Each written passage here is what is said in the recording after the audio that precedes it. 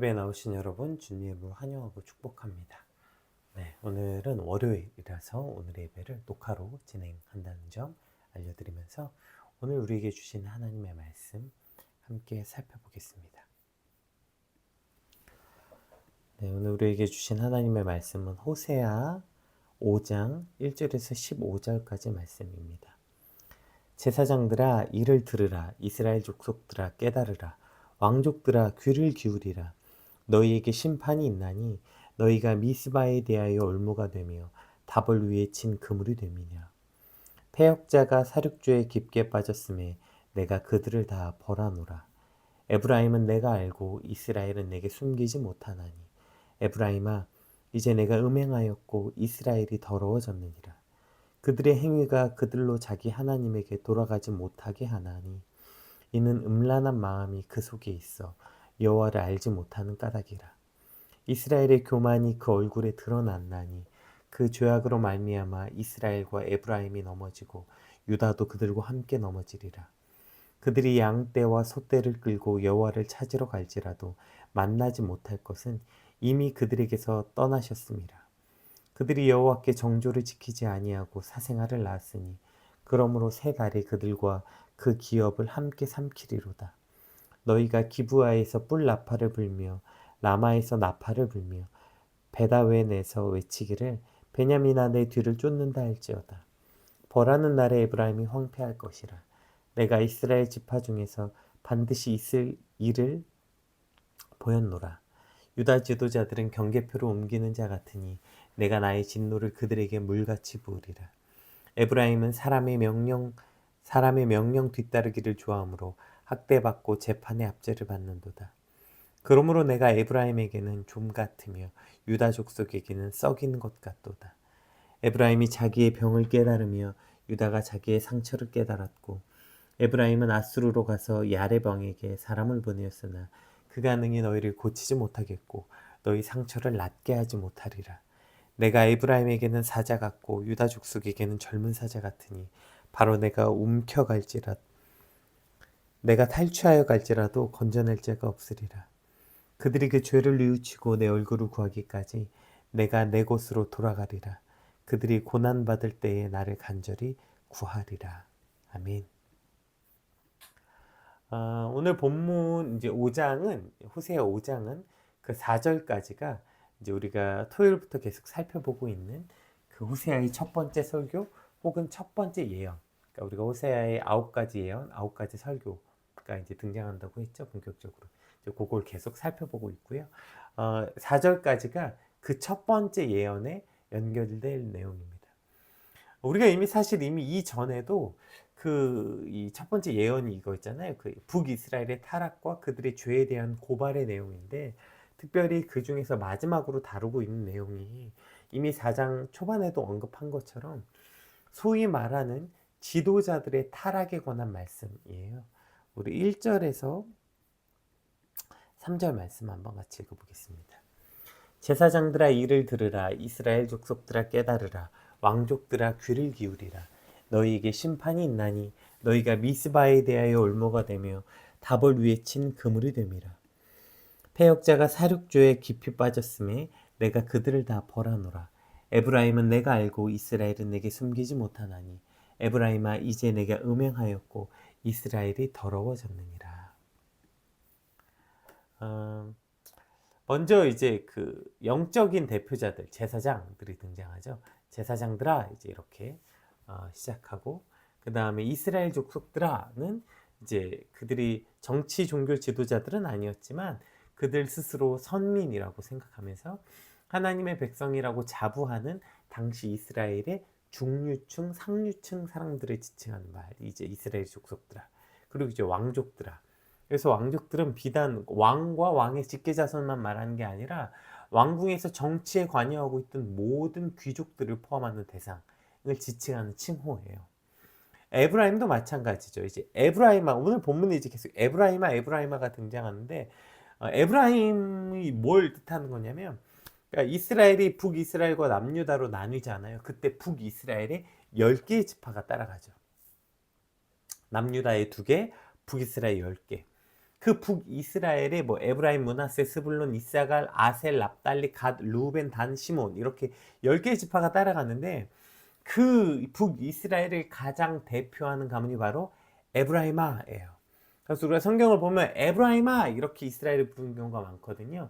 성경에 에브라임아 이렇게 부를 때는 주로 북이스라엘을 향하는 말씀이거나 어쨌든 이스라엘 전체를 대표하는 가문 중에 하나. 남유다는 네, 유다야라고 부를 때는 이제 남유다, 에브라임아 북이스라엘을 지칭하는. 그러니까 지금 오늘 본문에 열거된 이 예언의 대상자들은 그러니까 뭐예요? 제사장들, 종교 지도자들, 왕족들, 정치 지도자들, 그리고 이스라엘 족속들, 그러니까 사회 중상류층 계급들, 심지어 북이스라엘의 대표 가문이었던 에브라임. 그러니까 즉 그 각각의 대표들, 그 영적인 지도자들, 정치 지도, 그러니까 뭐 정치, 종교, 뭐 사회적, 심지어 가문의 그 대표자들에게 주어지는 심판의 말씀이라는 거예요. 특히 이들에게 심판이 있는 것이 미스바의 올무 다볼의 그물이 되었기 때문이다 이렇게 되어 있거든요. 여러분 미스바 너무 잘 알죠. 사무엘이 하나님의 말씀을 선포하고 거기서 민족적 회개가 일어나서 그 민족적 종교 개혁이 일어났던 그 이후라도 이제 이스라엘에 큰 일이 생기면 미스바 총회, 미스바에 모여서 하나님의 뜻을 묻고 그렇게 나아갔던, 그러니까 종교적으로 역사적으로 얼마나 중요한 장소였습니까? 그 미스바. 다볼도 갈릴리 지역에 있는 높은 산이었는데 여기 역시도 많은 하나님께 나아갔던 예배와 종교적 행사가 열렸던 장소예요. 그러니까 미스바도 그렇고 다볼도 그렇고 그곳이 대표적으로 하나님을 예배하고 그들이 하나님 앞에 섰던 장소였는데 이제 그 하나님을 향했던 그 거룩한 장소들이 우상 숭배의 대표적 장소들이 됐다는 거예요. 미스바와 다볼이 우상 숭배를 하는 대표적 지역으로 타락했다는 것을 뜻하는 거예요.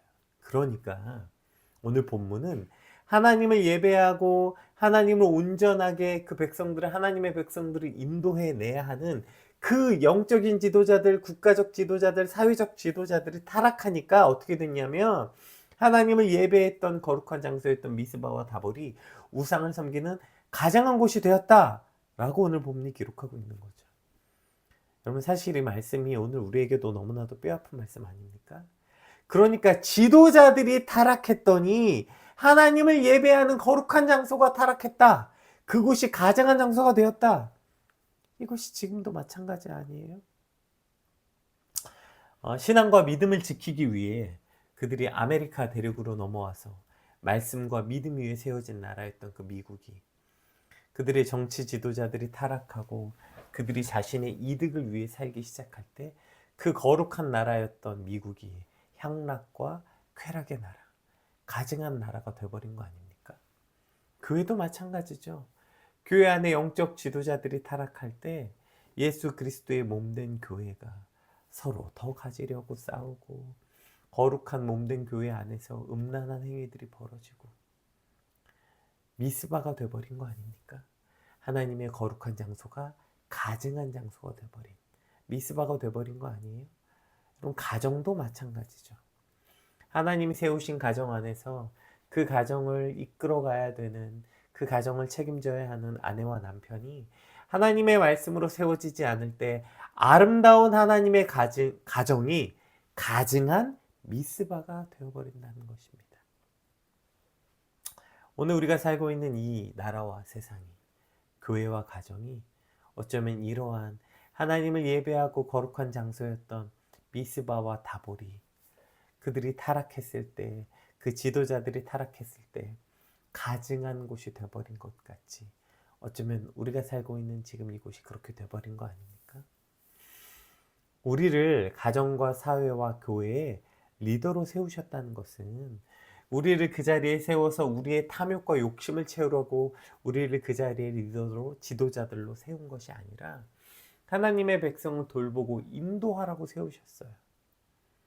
그러나 그곳에서 하나님이 세우신 그 지도자들이, 리더들이 하나님의 말씀 앞에 서지 않을 때, 그들이 하나님 앞에 부르짖고 스스로를 정결하게 하지 않을 때 우린 이러한 비참한 현실을 맞이할 수밖에 없는 거예요.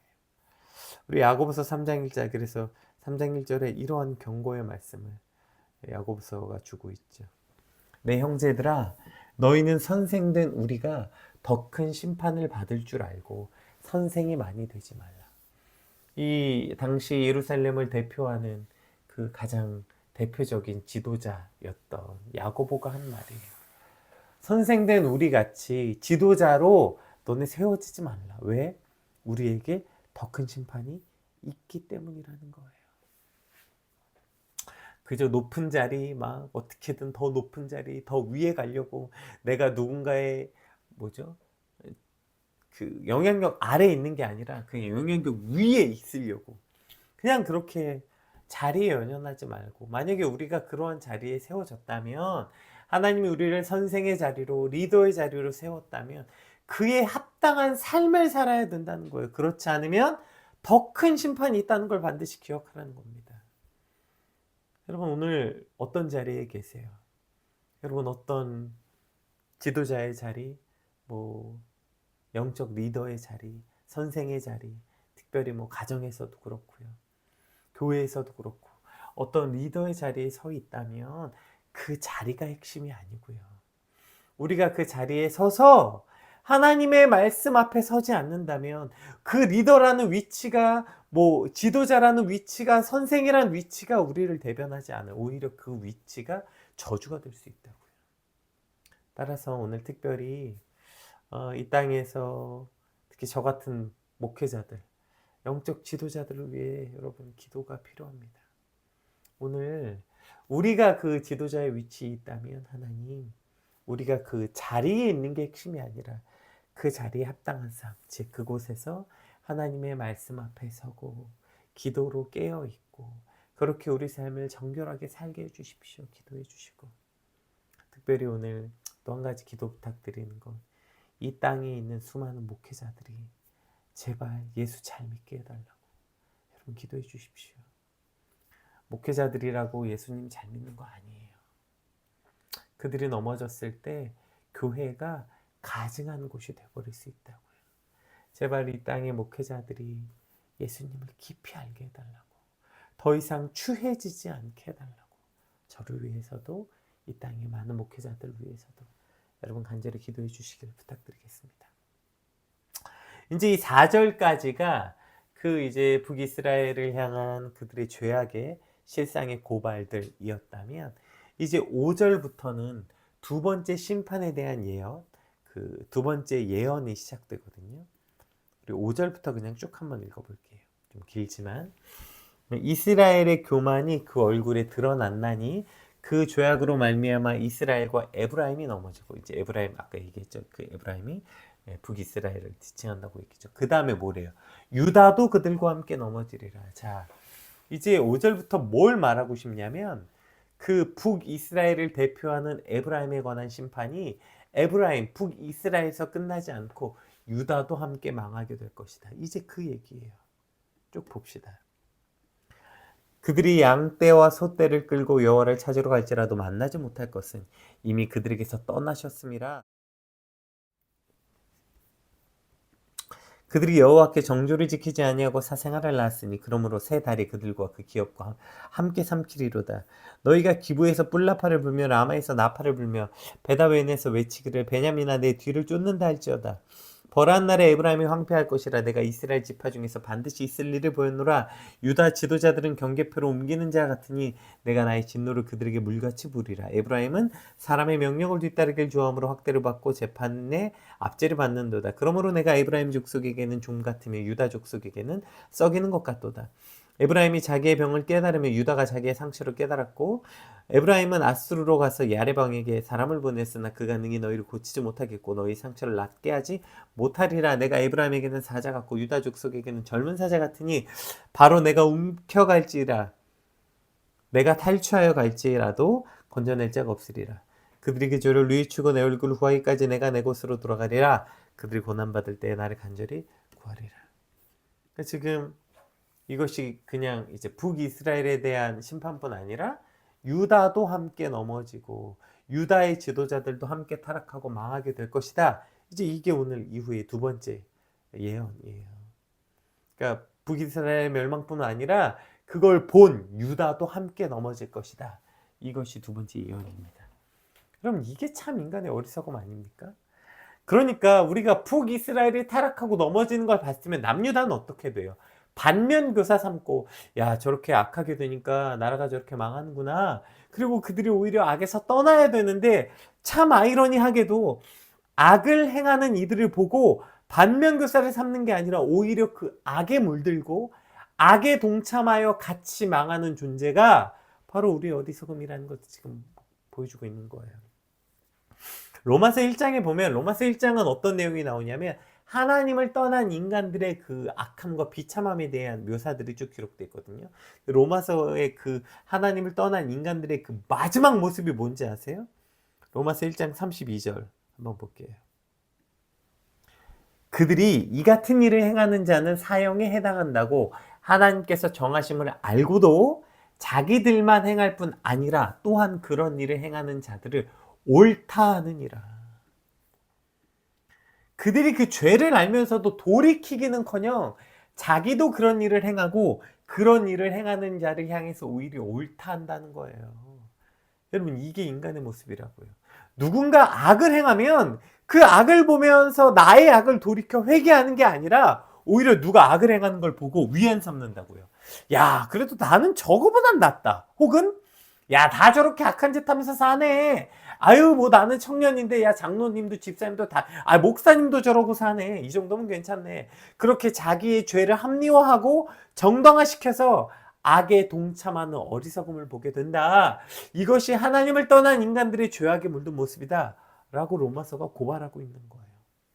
오늘 에브라임이 망하는 걸 보면서 유다가 돌이키는 게 아니라 유다도 함께 망하게 된다는 경고의 말씀을 주고 있는 것이죠.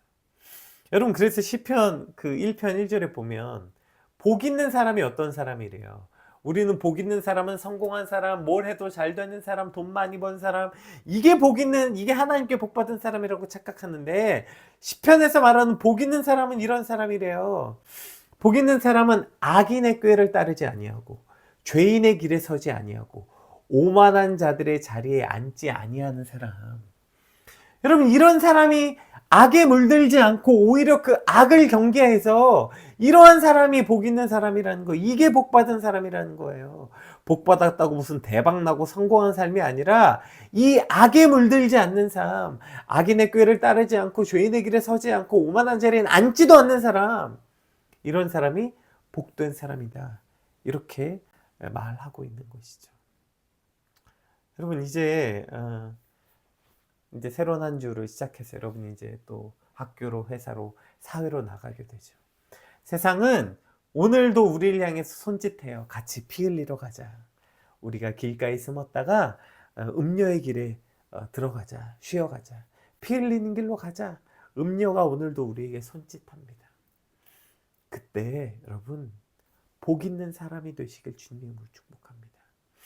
악을 행하는 일을 보고 두려워하고 그 악을 끔찍하게 여기는 자들이 복 있는 사람이라는 거예요. 야, 근데 뭐야? 저건 뭐 저렇게 악을 행하고도 잘 사네. 야, 오히려 저게 지혜롭게 사는 거 아니야? 너무 손해보고 호구같이 사는 거 아니야? 아, 적당히 저렇게 악을 좀 행하면서 살아야 되는 거 아니야?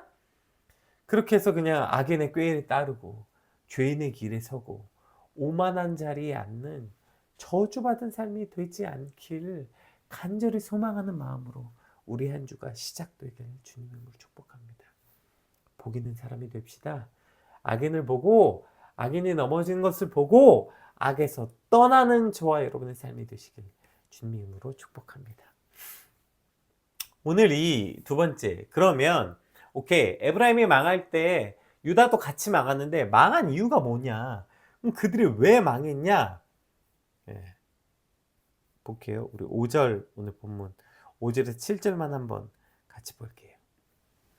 이스라엘의 교만이 그 얼굴에 드러났나니 그 죄악으로 말미암아 이스라엘과 에브라임이 넘어지고 유다도 함께 넘어질 거래요. 자, 그래서 그들이 양떼와 소떼를 끌고 여호와를 찾으러 갈지라도, 이게 뭐예요? 예배 드리러, 제사 드리고, 그들이 그렇게 하나님께 번제와 이러한 제사를 드려도 하나님을 만나지 못할 것은 이미 그들에게서 떠나셨는데, 그 이유가 뭐냐? 그들이 여호와께 정조를 지키지 아니하고 사생활을 낳았기 때문이래요. 여러분 그것 때문에 지금 이 북이스라엘도 남유다도 망한다는 거예요.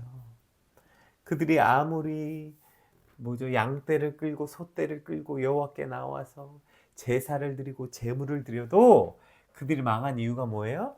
사생아를 낳았기 때문에. 사생아. 여러분 사생아가 뭡니까?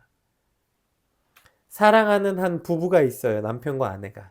그러면 둘 사이에서 둘을 닮은 아이가 나와야 되죠?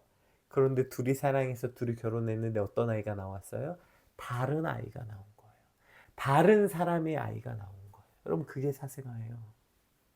우리가 하나님을 사랑하고 하나님과 함께 살면 하나님 닮은 하나님에게서 나올 수 있는 것들을 낳아야 되는데, 분명히 우리가 예배도 드리고 제사도 드리고 우리가 사역도 하고 이것도 하고 저것도 하는데 뭐가 나와요? 하나님에게서 나와야 할 것들이 아니라, 하나님을 닮은 것들이 아니라 음란과 정욕과 우상숭배와 이런 것들을 낳은 거예요. 이게 사생아예요, 이게. 특별히 이제 우리가 주일날 예배도 드렸죠. 말씀도 묵상했죠. 막 말씀 보고 이런 것도 깨달았다고 나누었죠. 또 예배를 섬기고요. 또 교사로서 아이들을 가르치기도 하고요. 또 예배팀으로 하나님을 찬양하기도 하고요. 저 같은 목사와 또 사역자들은 설교도 하고요. 그러면 뭘 낳아야 됩니까? 그러면 우리가 그렇게 하나님을 예배하고 하나님과 깊이 만났어요. 그럼 뭘 낳아야 돼요? 우리 갈라디아서 5장 봅시다. 우리가 낳아야 할 것들이 이거죠. 오직 성령의 열매는 사랑과 희락과 화평과 오래 참음과 자비와 양성과 충성과 온유와 절제니 이 같은 것을 금지할 법이 없느니라. 그리스도 예수의 사람들은 육체와 함께 그 정욕과 탐심을 십자가에 못 박았느니라. 아멘. 우리가 하나님을 예배했고, 우리가 그렇게 하나님과 깊은 교제를 했고, 그렇게 말씀을 들었고, 온전하게 봉사도 하고 또 하고 모두 했으면 뭘 낳아야 돼요? 이거 낳아야 되는 거예요. 이런 것들을 낳아야 된다고요. 여러분, 그런데 우리가 그렇게 하나님 예배하고 사역도 하고 이것저것 다 했대. 주일 예배 잘 드리고 찬양팀도 하고 교사도 하고 별걸 다 했대. 그런데 여러분 갈라디아서 5장엔 이전에 어떤 말씀이 나오냐면, 성령의 열매 이전에 19절부터는 이런 얘기가 나옵니다. 봅시다. 육체의 일은 분명하니 곧 음행과 더러운 것과 호색과 우상숭배와 주술과 원수 맺는 것과 분쟁과 시기와 분냄과 당짓는 것과 분열함과 이단과 투기와 술 취함과 방탕함과 또 그와 같은 것들이라. 전에 너희에게 경계한 것 같이 경계하노니 이런 일을 하는 자들은 하나님의 나라를 유업으로 받지 못할 것이요. 그러니까 우리가 하나님을 예배했다고 말하면서 하나님을 교사도 하고 찬양팀도 하고 여러 가지로 사역을 했다고 하면서도 결국 우리가 무엇을 낳은 거예요? 만약에 이런 걸 낳는다면 이게 사생아예요. 우리가 사생아를 낳은 거라고요.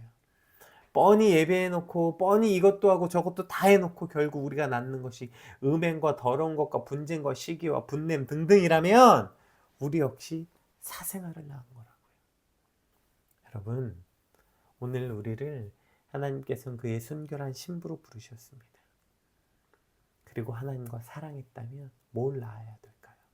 하나님 닮은 것들, 하나님의 성품에서 나올 수 있는 것들, 그것이 오늘 우리가 낳아야 할 것들인데, 그 온전한 하나님 닮은 성령의 열매들을 우리가 맺고 그것들을 낳아야 하는데, 우리가 뻔히 예배 잘 드리고 이것도 하고 저것도 해놓고 저런 사생아들을 낳았기 때문에 오늘 그들이 함께 멸망받았다는 것입니다. 여러분, 이제 주일이 지나고 이제 한 주가 시작돼요. 이제 각각의 삶에서, 회사에서, 학교에서, 가정에서, 또 교회가 아닌 다른 삶이 시작될 텐데 거기서 우리가 뭘 낳아야 할까요? 우리가 뻔히 예배 잘 드려놓고 거기서 사생아를 낳는 것이 아니라, 여러분의 직장에서, 여러분이 속한 공동체에서, 여러분이 속한 가정과 여러분이 속한 그 학교에서 하나님 닮은 것들을 낳게 되길 주님으로 축복합니다. 하나님, 우리가 온전한 열매, 온전한 하나님 닮은 것들을 우리 삶에 낫는 한 주가 되게 해주십시오. 그렇게 간절히 소망하고 기도하길 주님을 축복합니다. 우리 받은 말씀 놓고 같이 기도합시다. 특별히 한 주를 시작하면서 하나님, 우리가 이렇게 사생활을 낳는 것이 아니라 하나님 닮은 온전한 열매를 낳게 해주십시오.